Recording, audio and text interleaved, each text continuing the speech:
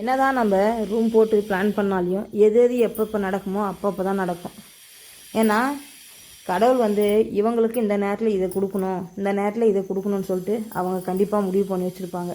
நான் ரொம்பவே இந்த மாதிரி விஷயத்தெலாம் நம்புவேன். நல்லதாக நடந்தாலும் சரி, கெட்டதாக நடந்தாலும் சரி, கடவுள் நம்மளுக்கு இந்த டைம் இதை தான் கொடுத்துருக்காங்க, எதாக இருந்தாலும் நம்ம ஏற்றுக்கணும் அப்படின்ற மனப்பக்குவம் எனக்கு நிறையவே இருக்குது. சரிங்களா? அந்த மாதிரி தான் ஃப்ரெண்ட்ஸ் ரொம்ப நாளாக தீர்த்தமலை போகணுன்னு சொல்லிட்டு பிளான் பண்ணோம். பசங்க ஒர்க்கிங் டேலே சண்டே டைமில் ஒரு நாளைக்கு போயிட்டு வரலாம், போயிட்டு வந்தால் கொஞ்சம் மனசு வந்து நிம்மதியாக இருக்குது ஃப்ரெண்ட்ஸ், அமைதியான ஒரு இதில்.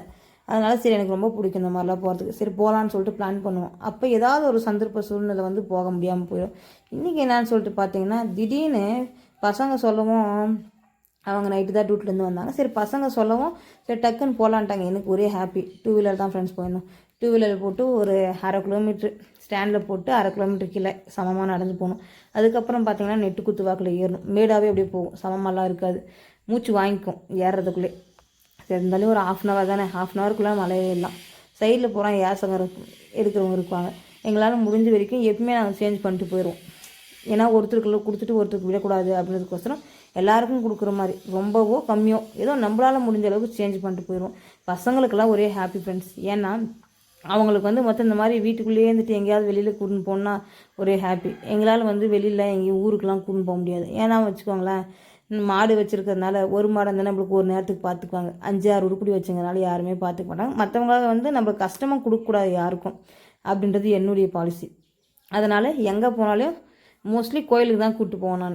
எங்கே போனாலுமே காலைல போயிட்டு மறுபடியும் ஈவினிங் சாயந்தரம் வந்து 7 மணிக்கு மேலேனா கூட பால் கறந்து ஊற்றிடணும். அந்த மாதிரி தான் வருவோம். போகும்போது வந்து பசங்க ஐஸு ஃப்ரெண்ட்ஸ். ஏன்னா எனக்குலாம் ரொம்ப சின்ன வயசுலாம் நம்ம சாப்பிட்டுப்போம் இந்த பழைய சாமானமெல்லாம் போட்டு புக்கெல்லாம் போட்டு வாங்கி சாப்பிட்டது.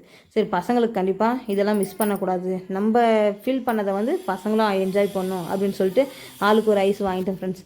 ஆளுக்கு ஒரு ஐஸ் வாங்கிட்டு அப்படியே சாப்பிட்டு போனோம். ஒரு கொஞ்சம் அப்போ தான் வாங்கி சாப்பிட்டு போனோம். சாப்பிடும்போது நம்ம அனுமான் அவர் வந்து என்ன பண்ணார்னா, ஃபஸ்ட்டு என் கையில் இருந்தது வாங்கிட்டார்.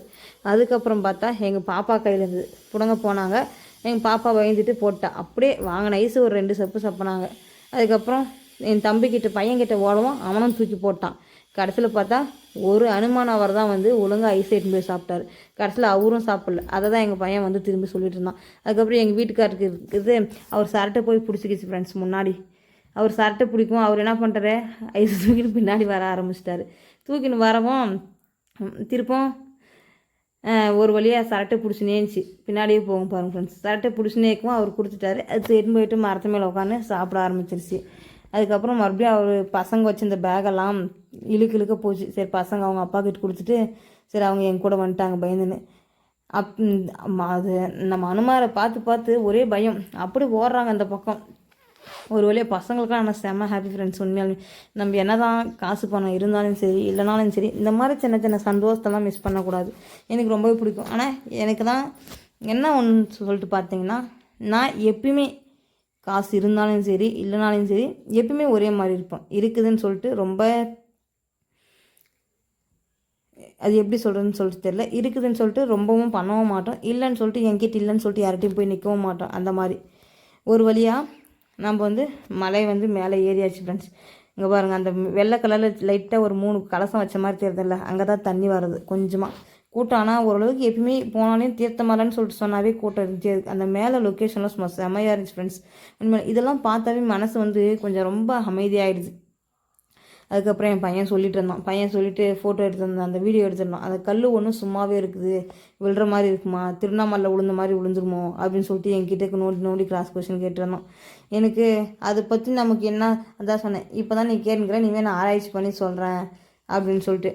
அங்கே பாருங்க ஃப்ரெண்ட்ஸ், அந்த மேலே தண்ணி கொஞ்சம் தான் ஊற்றும். இந்த தண்ணியில் தான் ஃபுல்லாலாம் நம்ம குளிக்க முடியாது, சும்மா தீர்த்தம் தெளிக்கிற மாதிரி தலைமையில் தெளிச்சுட்டு போய் அந்த தண்ணி விழுறத்தாவில் அங்கே கீழே நின்று எல்லாம் நினைஞ்சிட்டு வந்துடுவாங்க. அவ்வளோதான் அந்த இடத்துல. ஆனால் அவ்வளோ ஒரு ஃபேமஸ் ஃப்ரெண்ட்ஸ். தர்மபுரின்னு சொல்லிட்டு சொன்னாவே தீர்த்தமலை, அது அரூர் தீர்த்தமலை வராது இருக்காது. அதுக்கப்புறம் ஒரே வீட்டில் ஒரே எப்போ பார் நம்ம எங்கேயாவது போனாலையும் நம்ம வீட்டானே வந்து ஒரே நிறைய பாம்பு தொல்லை ஃப்ரெண்ட்ஸ். அது வீட்டுக்குள்ளேயே வந்து உள்ள வீட்டுக்குள்ளேயெல்லாம் பாம்பு இருந்துச்சு. பாம்பு கெட்ட கனவு அதிகமாக. மொத்தம் வாரத்தில் 7 வாரத்தில் 6 பாம்பு பார்த்துருவோம் ஃப்ரெண்ட்ஸ். காம்பவுண்டு போட்டும் காம்பவுண்டுக்குள்ளே வந்து பாம்பு வந்துடும். அதனால சரி நம்ம நாகாத்தம்மாவுக்கு வந்து ஊதுபத்தி கற்பூரமெல்லாம் ஏற்றிட்டு அதுக்கப்புறம் சாமி கும்பிட்டு ஒரு வழியாக இந்தாட்டம் வந்தாச்சு. சரி பசங்க வந்து இந்த தேர் மிட்டாய் இருந்துச்சு, யாருக்கெல்லாம் சாப்பிட்டீங்கன்னு சொல்லிட்டு சொல்லுங்கள். எனக்குலாம் சின்ன வயசாக இருக்கும்போது சாப்பிட்ட நிறையவே அனுபவம் இருக்குது. தேர் மிட்டாய் கேட்டான்னு சொல்லிட்டு வாங்கி கொடுத்துட்டு அதுக்கப்புறம் வியூ வந்து செமையாக இருந்தது. அதுக்கப்புறம் சரி அவங்க 3 பேர் நிற்க வச்சு ஒரு ஃபோட்டோ ஒன்று பிடிச்சிட்டு அப்படியும் கீழே இறங்க ஆரம்பிச்சிட்டோம். கீழே வந்தால் அனுமான் அவங்க இருந்தாங்க. அவங்களுக்கு சரி தேங்காய் மூடி வைக்கலாம்னு சொல்லிட்டு வச்சான். கிட்ட போகிறது பயந்து தூக்கி போட்டாங்க கொஞ்சம் பக்கம். அதுக்கப்புறம் வாழைப்பழத்தை வந்து நம்ம அனுமான் அவங்க 2 பேர் சேர்ந்து என்ன பண்ணிட்டாங்க, கவரோட நவுட்டிட்டு போயிட்டாங்க. நவுட்டிட்டு போய் மரத்து மேலே உட்காந்துக்கினாங்க. அதுக்கப்புறம் ஆலமரம் இருந்துச்சு.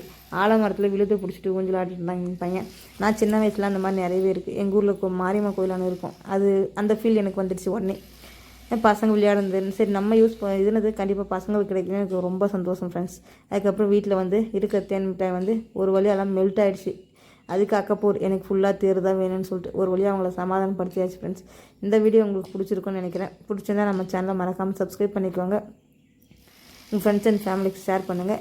நீங்கள் இந்த மாதிரிலாம் ஐஸ் சாப்பிட்டது, ஆலமர விருதில் ஊஞ்சல் ஆடுறது, இந்த அனுபவம்லாம் உங்களுக்கு இருக்கான்னு சொல்லிட்டு மறக்காமல் கமெண்ட் பாக்ஸில் கமெண்ட் பண்ணுங்கள் ஃப்ரெண்ட்ஸ். அவ்வளோதான் இந்த வீடியோ.